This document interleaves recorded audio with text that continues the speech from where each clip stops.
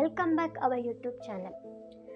ರಾಜ್ಯ ಹಾಗೂ ದೇಶದ ಪ್ರಚಲಿತ ವಿದ್ಯಮಾನದ ಆಯ್ದ ಕೆಲವು ಮಾಹಿತಿಯನ್ನು ಇವತ್ತಿನ ವಿಶೇಷ ಸಂಚಿಕೆಯಲ್ಲಿ ತಿಳಿಸ್ತಾ ಇದ್ದೀನಿ.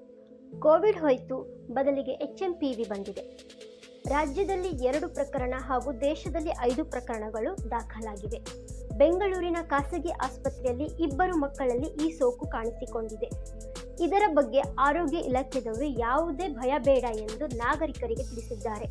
ಸಿಎಂ ಸಿದ್ದರಾಮಯ್ಯನವರು ಕೂಡ ಇದರ ಬಗ್ಗೆ ಆತಂಕ ಬೇಡ, ಆದರೆ ಮುನ್ನೆಚ್ಚರಿಕೆ ಕ್ರಮಗಳನ್ನು ವಹಿಸಿಕೊಳ್ಳಿ ಅಂತ ಜನರಿಗೆ ಜಾಗೃತಿಯನ್ನು ಮೂಡಿಸಿದ್ದಾರೆ. ಎರಡನೇ ಸುದ್ದಿ ಏನಪ್ಪಾ ಅಂದರೆ, ಸಾರಿಗೆ ನೌಕರರಿಗೆ ಗುಡ್ ನ್ಯೂಸ್ ಏನಪ್ಪಾ ಅಂತ ಹೇಳಿದ್ರೆ, ಸಾರಿಗೆ ನೌಕರರಿಗೆ ಕ್ಯಾಶ್ಲೆಸ್ ಚಿಕಿತ್ಸೆಯ ಸೌಲಭ್ಯವನ್ನು ಜಾರಿಗೊಳಿಸಿದ್ದಾರೆ. ಏನಿದು ಕ್ಯಾಶ್ಲೆಸ್ ಚಿಕಿತ್ಸೆ ಯೋಜನೆ ಅಂದರೆ, ಇದೊಂದು ಆರೋಗ್ಯ ವಿಮೆ ಆಗಿರುತ್ತೆ.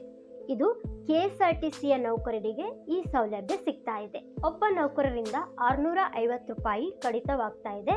ಹಾಗೂ ಈ ಸೌಲಭ್ಯದಿಂದ ನೌಕರರ ಕುಟುಂಬದವರಿಗೆ ಅಂದರೆ ಪತಿ ಪತ್ನಿ, ಅಪ್ಪ ಅಮ್ಮ ಹಾಗೂ ಮಕ್ಕಳಿಗೆ ಈ ಸೌಲಭ್ಯ ಸಿಗ್ತಾ ಇದೆ.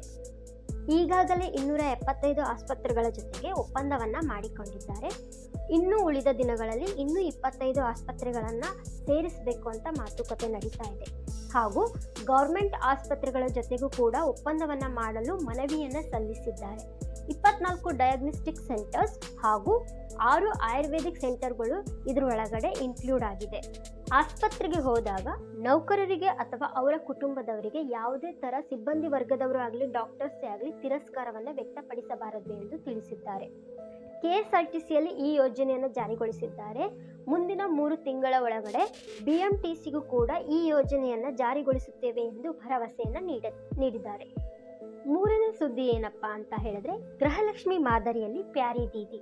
ಬರುವ ದೆಹಲಿಯ ವಿಧಾನಸಭಾ ಚುನಾವಣೆಯಲ್ಲಿ ಒಂದು ವೇಳೆ ಕಾಂಗ್ರೆಸ್ ಪಕ್ಷದವರು ಅಧಿಕಾರಕ್ಕೆ ಬಂದರೆ ಪ್ಯಾರಿ ದೀದಿ ಅನ್ನುವಂತಹ ಯೋಜನೆಯನ್ನು ಜಾರಿಗೊಳಿಸುತ್ತೇವೆ ಎಂದು ಭರವಸೆಯನ್ನು ನೀಡಿದ್ದಾರೆ. ಪ್ಯಾರಿ ದೀದಿ ಎಂದರೆ ಕರ್ನಾಟಕದಲ್ಲಿ ಈಗಿರುವ ಪ್ರಸ್ತುತ ಯೋಜನೆಯಾದ ಗೃಹಲಕ್ಷ್ಮಿ ಯೋಜನೆಯೇ ದೆಹಲಿಯಲ್ಲಿ ಪ್ಯಾರಿ ದೀದಿ ಯೋಜನೆ ಆಗಿರುತ್ತೆ.